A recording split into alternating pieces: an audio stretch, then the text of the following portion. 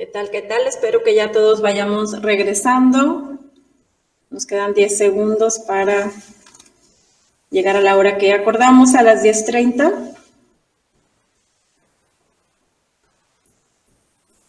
Con la finalidad de continuar pues con lo que tenemos programado para ustedes el día de hoy, que es, como les decía, son 4 charlas sobre el eje temático selección y manejo de áreas naturales protegidas. Y tenemos el honor de iniciar con la doctora Chávez Rodríguez. La doctora Libertad es docente e investigadora del CIESAS, el Centro de Investigación. Es candidata al SNI, al Sistema Nacional de Investigadores. Doctora en Ciencias Sociales, especialista en estudios de género. Su investigación se centra en la vulnerabilidad social ante amenazas naturales, utilizando herramientas socioantropológicas. Línea de investigación principales: género y medio ambiente, interseccionalidad y desastres, problemas socioambientales desde la ecología política. Y bueno, el día de hoy la doctora pues nos ha preparado una charla que se titula Resiliencia y vulnerabilidad, perspectivas críticas desde la ecología política. Doctora Libertad Chávez Rodríguez, es un honor para nosotros que nos acompañe el día de hoy y pues iniciar con broche de oro este bloque de charlas, ¿verdad? Tenemos 15 minutos. Si gusta, probamos que pueda compartir pantalla. Sí, muchas gracias, Tania. Buenos días a todos, a todas, a todos. Y Tania, gracias por la amable presentación. Voy a compartir pantalla. Espero que salga la primera, ¿verdad? Porque esto de la virtualidad nos ha llevado a conocer áreas que ¿Pueden ver bien? Ya podemos verla, doctora. Muchas gracias. Perfecto. Adelante. Sí, bueno, pues gracias nuevamente por la invitación al doctor Emanuel Treviño y también, bueno, a todo el equipo de experts y, bueno, gracias también al DEADE por posibilitar este tipo de encuentros y de discusiones. Y, bueno, también quiero agradecer al doctor César Canto Ayala por el interesante panorama que nos presentó en la conferencia inaugural acerca de las áreas naturales protegidas en Nuevo León y en el mundo, y bueno, también por sus consideraciones ecológicas. Realmente fue muy, muy interesante. Y bueno, yo voy a cambiar un poquito de tónica, digamos. Me gustaría ofrecer, digamos, como un posible encuadre a las discusiones del seminario, como una especie de nota conceptual sobre la resiliencia, y lo que quisiera hacer es aclarar aclarar la evolución y el origen del término de resiliencia. En vista del tiempo, que sé que es corto, me centraré en el concepto de resiliencia y no tanto de vulnerabilidad, pero sí me gustaría ponerlos como en relación ambos conceptos.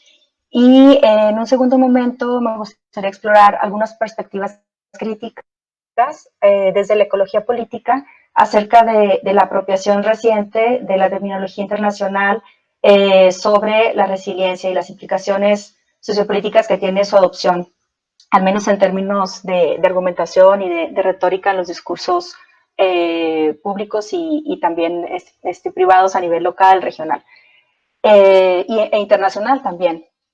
Bueno, resiliencia y vulnerabilidad son dos conceptos que son centrales en las discusiones sobre cambio climático, también en las discusiones sobre reducción de riesgos de desastres y en general sobre cuestiones ambientales.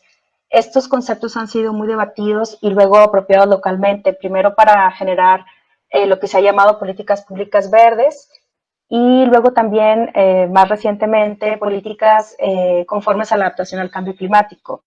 Por ejemplo, conocemos el establecimiento de alianzas público-privadas para proyectos de vivienda de comunidades resilientes, que probablemente vamos a ver más tarde en este seminario, o de redes de ciudades resilientes. Por ejemplo, Monterrey, el área metropolitana de Monterrey forma parte de la red de ciudades resilientes, impulsada por la SEDATU y la CEGOV a nivel federal, en coordinación con ONU Habitat, en el marco de la llamada Nueva Agenda Urbana. Y también, por ejemplo, Ciudad de México cuenta con una resiliencia cuya creación fue decretada en 2017.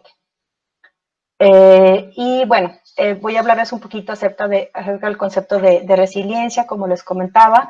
Este concepto se ha utilizado desde la década de los sustenta como un término técnico en varias disciplinas, como la ingeniería civil, sobre todo, la psicología infantil, y en el campo de la ecología, sobre todo, ha sido una tendencia marcada a raíz de la teoría de la resiliencia de Crawford S. Holling, de 1973, y desde entonces también se ha utilizado en el campo de la investigación sobre los desastres. La resiliencia indica la máxima perturbación que puede absorber un ecosistema sin provocar un cambio a una condición alternativa al volver a la estabilidad. Digamos, es la magnitud de la perturbación que puede absorberse antes de que el sistema cambie su estructura al modificar las variables y los procesos que controlan su comportamiento. Bueno, un poco acerca de Holling. Es un ecologista canadiense, profesor emérito de ecología de la Universidad de Florida, y sobre todo es conocido por sus trabajos en el campo de la ecología, particularmente sobre la dinámica de los ecosistemas, la teoría de la resiliencia, y cofundador del campo de la economía ecológica, y fundador de la Red Científica Internacional Resilience Alliance en 1999. Bueno, lo que hizo Holling es que se centró en el análisis y justificación de la estabilidad de los ecosistemas. Se concentró en las relaciones entre los elementos bióticos y abióticos del ecosistema, es decir, los servicios de los ecosistemas y los bienes de cuya persistencia depende la estabilidad o resistencia del sistema, lo que significa que a menor resiliencia de un sistema, pues incrementa los riesgos de pérdida.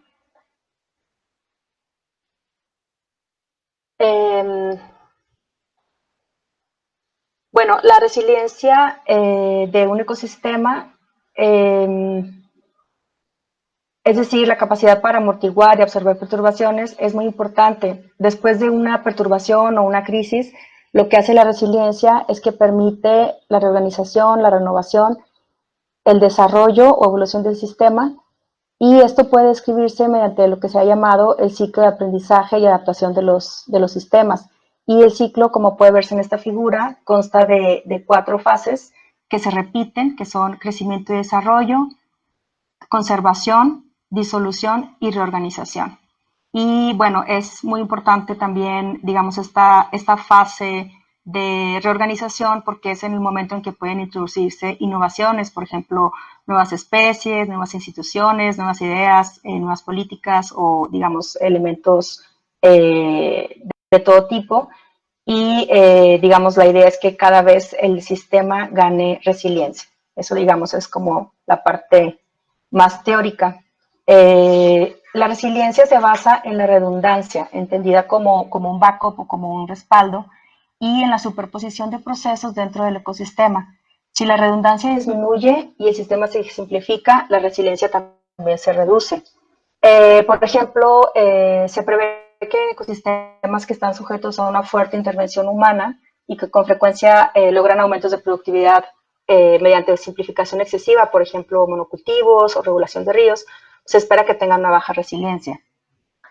Y bueno, recientemente la teoría de la resiliencia ha sido desarrollándose y se ha ampliado a los sistemas socioecológicos, sobre todo por los trabajos en colaboración con Holling de Gunderson y Walker, y a través de esta alianza de resiliencia que les comentaba. También ellos introdujeron el concepto de panarquía para explicar el cambio en los ecosistemas.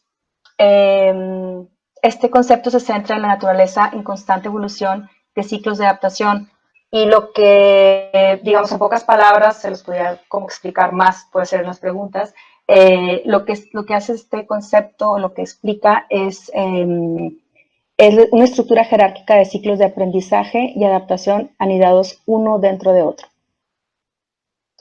Bueno, pero ¿qué implica hablar de resiliencia? Bueno, aquí me quiero, digamos, paso a la segunda parte de mi presentación y quisiera hablarles un poco acerca de las críticas centrales desde la ecología política, que es un ámbito, un campo desde las ciencias sociales relacionada con las cuestiones medioambientales, que se centra en las cuestiones del poder y del conocimiento. Y bueno, en primer lugar, comentarles que, bueno, el IPCC, el Panel Intergubernamental para Cambio Climático, reconoce la resiliencia junto con las capacidades de manejo, lo que se llama coping, como una de las condiciones esenciales para la mitigación de los impactos adversos a los desastres. Y bueno, las principales críticas a la resiliencia provienen de investigadores, bueno, uno está en Estados Unidos y otro en Alemania, que es Sondre Cannon y Detlef Müllermann, acerca del cambio en el discurso de la noción de resiliencia hacia la noción de resiliencia y un alejamiento de los análisis de vulnerabilidad social. La resiliencia se enfoca en los ecosistemas y no en los sistemas socioeconómicos. Y esos son lo que ellos critican, ¿no? Digamos que los sistemas socioeconómicos son los que en sí ponen a las personas o exponen a las personas a diferentes niveles de riesgo. Bueno, también tenemos que el concepto de resiliencia en los últimos años se ha asociado a prácticas arquitectónicas de ingeniería civil relacionadas con la gestión de riesgos, así como la aplicación de políticas públicas que refuerzan la infraestructura de las ciudades, a menudo en relación con la adaptación al cambio climático y el impacto de fenómenos meteorológicos extremos, relacionados también con ¿no? Con el cambio climático global. Y bueno, para muestra, pues, digamos, otro ejemplo más, y es lo que les comentaba al principio, las redes de ciudades resilientes. Esto a través de la Oficina para la Reducción de Riesgos de Desastres de la ONU. En 2010 se lanzó una campaña mundial de 5 años destinada a alentar a las autoridades y planificadores municipales a diseñar ciudades resilientes. En esta campaña, muchos centros urbanos en México se prepararon para formar parte de la red de ciudades resilientes. Y bueno, esta campaña de asistencia técnica se centró en aumentar el compromiso político con la reducción del riesgo de desastres y con la adaptación al cambio climático entre los gobiernos locales, a través de comunicación masiva, actividades de sensibilización pública y desarrollando a la par herramientas técnicas específicas para el desarrollo de capacidades.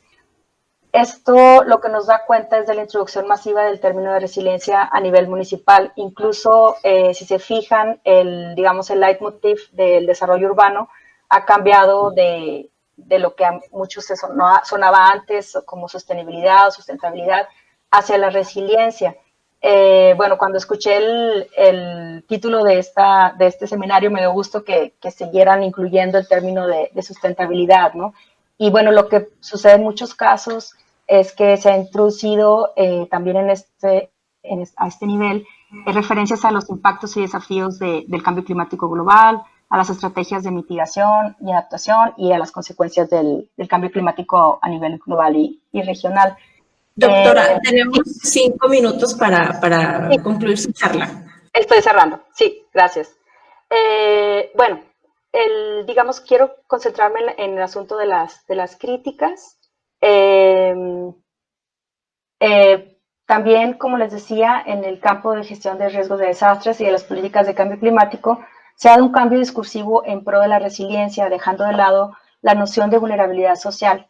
Como les decía, este cambio ha sido cuestionado desde las ciencias sociales, dadas las implicaciones políticas de estos términos. En primer lugar, al centrarse en los sistemas naturales y ecológicos, la resiliencia desvanece la idea de que son los propios sistemas socioeconómicos los que exponen a las personas a diferentes niveles de riesgo.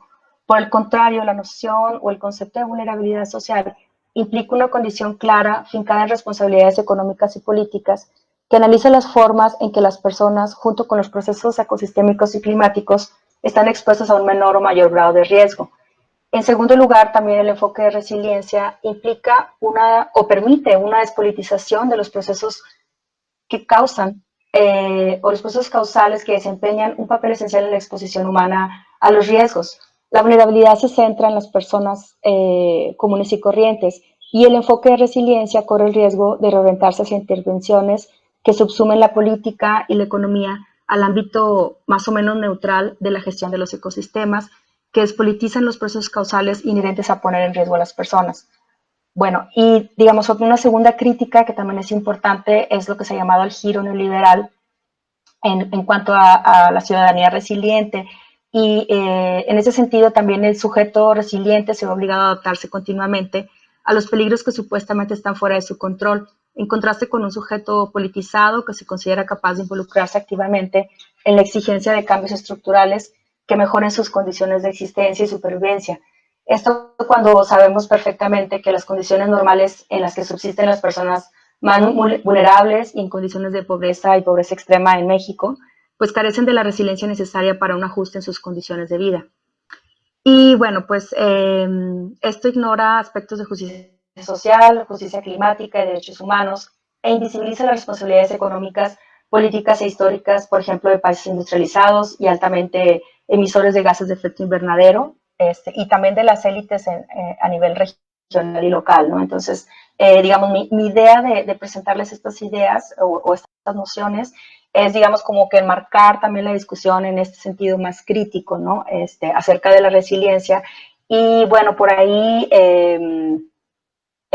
quisiera hablarles de un concepto que se ha llamado resiliencia transformativa y que, bueno, ha sido sobre todo vinculado a la reducción de la vulnerabilidad social. Es una definición un poco más reciente que ha sido desarrollada sobre todo por el Programa de las Naciones Unidas sobre Medio Ambiente, Programa de Medio Ambiente de las Naciones Unidas, más bien la UNEP. Y este concepto de resiliencia transformativa considera tanto las causas de la vulnerabilidad social como la mejora de las capacidades de afrontamiento para recuperarse después de un desastre. Digamos, no es que este concepto no pueda subsumirse a estas críticas que realiza la ecología política, pero la idea es que este concepto, o a través de este concepto, digamos, que se implemente a través de un concepto social, medidas innovadoras de reducción de riesgos de desastres y de adaptación al cambio climático basadas en los ecosistemas. Y bueno, para concluir, quisiera decirles que pues yo creo que lo importante de conocer los elementos de la teoría de la resiliencia y los aportes de la resiliencia, pues digamos que sí nos permiten desde la ciencia al menos establecer un diálogo y un aporte hacia la comprensión del discurso político. Por supuesto, conocemos también que, digamos, hablar de resiliencia también, digamos que es afín a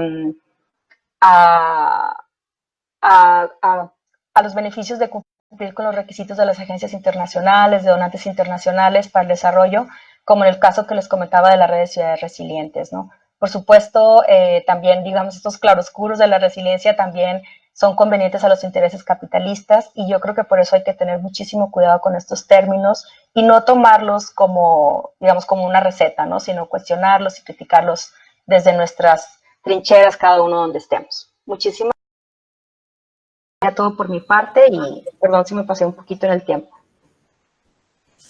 Muchísimas gracias, doctora Libertad. Yo creo que aprendimos nuevos conceptos y a lo mejor a tener claro en qué parte queda la sociedad, en qué parte la ecología meramente pura, y gracias por actualizarnos con estos conceptos que a lo mejor los que estamos en el área de recursos naturales a veces somos un poco ajenos, ¿verdad?